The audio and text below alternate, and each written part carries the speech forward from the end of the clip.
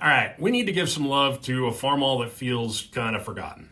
So today we're talking about the poster child for middle tractor energy, so to speak, in 1950, the Farmall Model C. I mean, in the family picture, you got the M over here with the big stud of a brother. You got the Cub, that's the cute one, it's over here. The H over here again, and it's the super dependable one. Sometimes I feel like the C, kind of gets lost in the shuffle. But here's the thing, it shouldn't be. The Farmall C was a well-built, hardworking upgrade over the A and the B, and, well, I guess the Super A as well. More power, better ergonomics, great fit for smaller farms. Didn't make a lot of noise, just did the work, kind of like a middle child.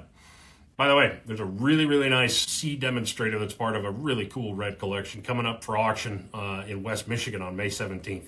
Check it out at the link in the description. Anyway, back to the C. So Harvester launches it in 1948 as a bigger, better replacement for the A and the B. Same family, just a little more grown up.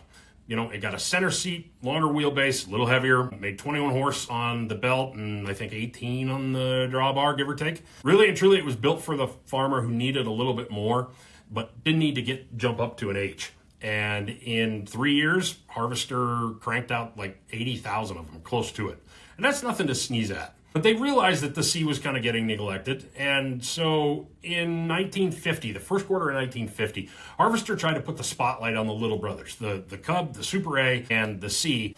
And so they painted a bunch of them white as kind of a dealer demo push. Here's the thing, though. That promo wasn't really well documented. There's no clear serial numbers that were not painted white. All we have is a range. So if one falls between 47010 and 54410, there's a better than zero chance that it was painted white. Why'd they paint them white? Well, that was the first demonstrator program, and they wanted tractors that would stand out during field demos. When they sold, dealers were told to repaint them red unless the customer said otherwise, which is why you don't typically see them in their original white today. So what about value? As far as values go, regular C's change hands these days for $1,100 or $1,200 according to our Tractor Zoom Pro database.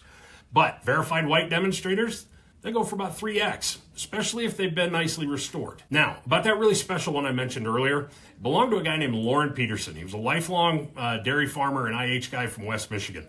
Loved his red tractors, spoiled his barn cats. Feels like a guy I would have gotten along with great. What makes this tractor special is not just the white paint, but it's a documented tractor, and it's got a full reproduction set of all the signage from the original dealer display. This tractor looks like what you would have seen on a dealer's showroom floor had you walked in April of 1950. Anyway, really cool tractor.